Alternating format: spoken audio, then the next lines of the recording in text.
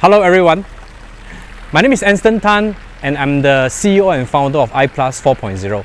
iPlus 4.0 is a consultancy firm formed by performance-oriented practitioner and industrial solution consultants. Now, over the past 5 years, we've actually helped many plastics companies in the Southeast Asia region to transform digitally.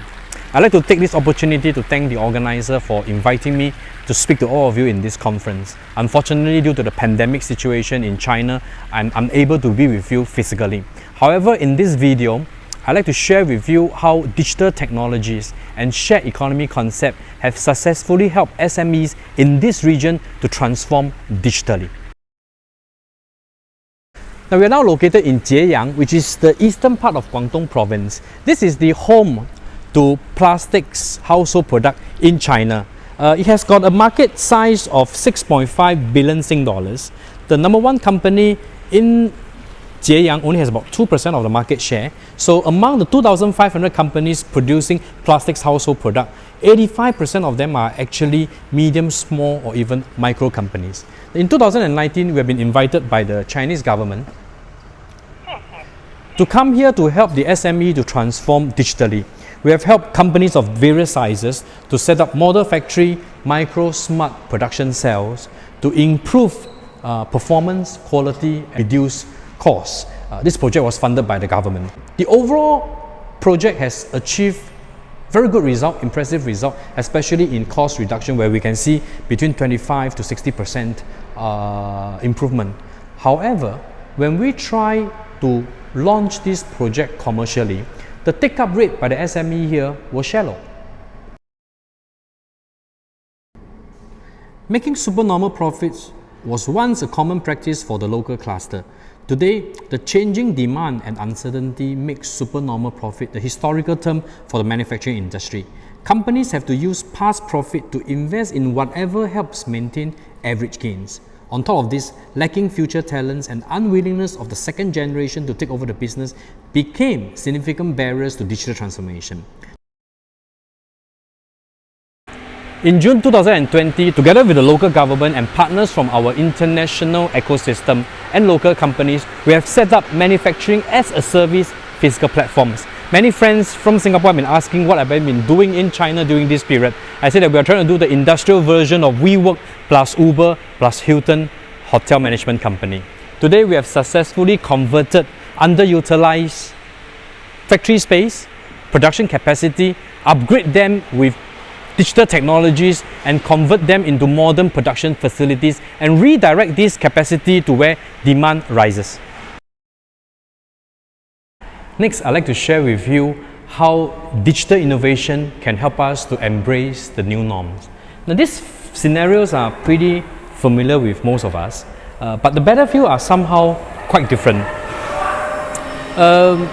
Digital innovation is more than just using digital tools to improve the OEE of a production cell, but rather digital innovation can be using digital tools to create new business model for small medium enterprise. For example, over here there's an online e-commerce brand called Nafen-ai. One of the challenges Nafen-ai face today is unreliable supply chain. Today, most of this product that he's producing are being produced by, I would say, relatively small backyard factories. And the problem is, when a product becomes popular online, his supplier will then set up a store in Taobao and in no time become his competitor.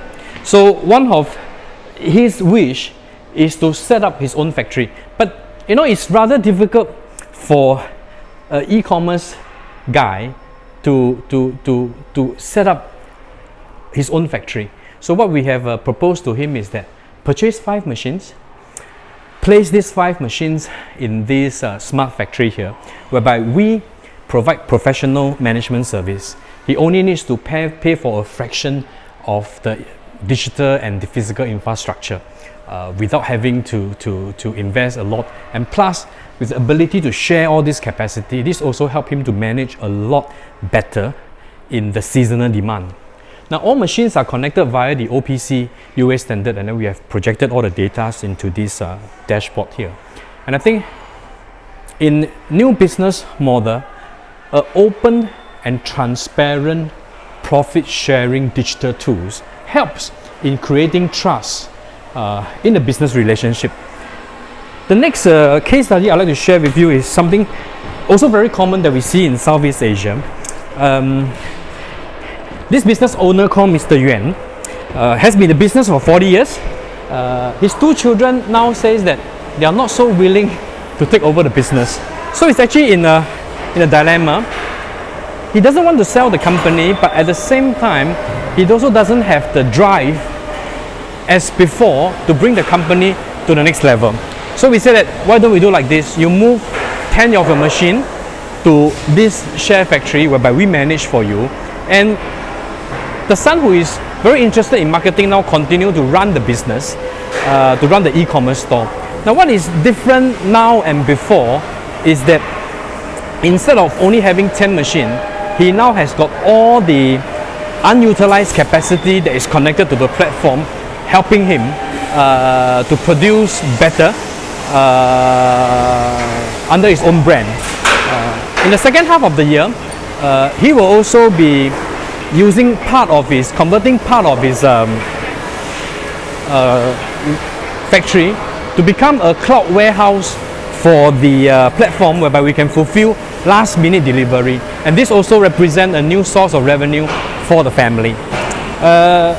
This is our share factory in this one of the 5 buildings we have. Over here we have 6,000 square meter, whereby we have machines coming from different sources from this area here. Over here is a guy that is selling second-hand machine from Guangzhou, and as you all know, selling second-hand machine and keeping stock is a costly business. So we say that move some of your second-hand machine, let them stay in this factory, let them produce parts while waiting for their future owner. We have upgraded the machine to make sure that they conform to the minimum production requirement. We have upgraded the controller to make sure that this controller is capable of connecting to our manufacturing platform. The new owner now has a choice to buy the machine, place it here, or to buy the machine, bring it back to his factory, but still be digitally connected to our manufacturing platform. So one of the critical challenges faced by traditional manufacturing industry is the ability to attract and keep talent. Experienced managers are in general more willing to work in other sectors, and our young graduates tell us that factories are not sexy enough for them. To ensure the growth of our platform, the ability to produce future workers becomes one of our top priorities. We have now converted this place, combining both physical and virtual manufacturing element into one training academy. We say to use a future factory to produce and train future workers. We have now taken reference from the German dual-track education system and also the Singapore Skills Future Framework. So welcome to the Nanyang Avenue and the Kent Park here, and I'll now show you our learning factory. In this facility here, students can learn domain knowledge from industrial practitioners. Other than that, we have also put together virtual reality, various software and automation setup whereby they can learn both domain knowledge and digitalization skill. All trainings syllabus are recorded, and we also keep track of the number of optimization projects that the students participated in or contributed to. At the end of the training program, we want to invest in these students to encourage them to set up what we call micro smart factories, which are then connected to our manufacturing platform. In general, I don't think any SMEs, any manufacturing sector can thrive without active SMEs.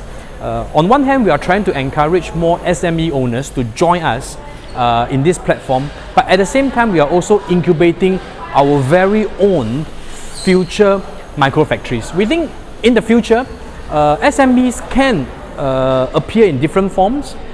They can appear in what we call micro-urban smart factory, flexible production cell, or even cloud source production capacity.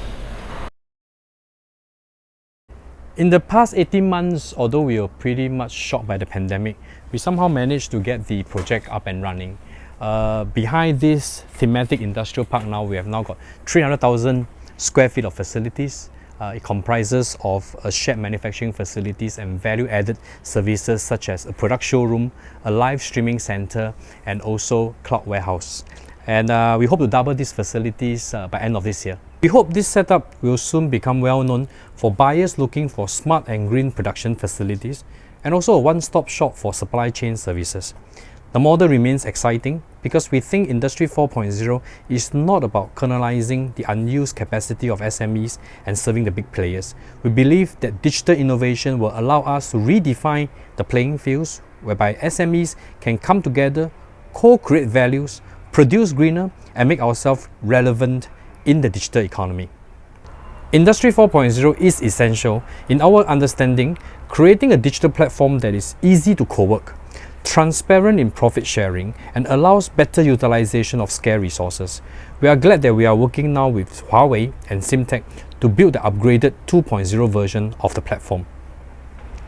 We hope whatever that we're doing here in China, Conglomeration of SMEs to meet global demand, can be of reference to Singapore and our SMEs. There's a saying in Chinese, 抱团可以取暖，聚小微攻全球. If we work together, I think we can better prepare ourselves to embrace the new norm. Majura Singapura. For the young, let me tell you, the sky has turned brighter. There's a glorious rainbow that beckons those with the spirit of adventure. And there are rich findings at the end of that rainbow. To the young and to the not so old, I say, look at that horizon. Follow that rainbow. Go ride it. Not all will be rich. Quite a few will find a grain of gold. Dig it up.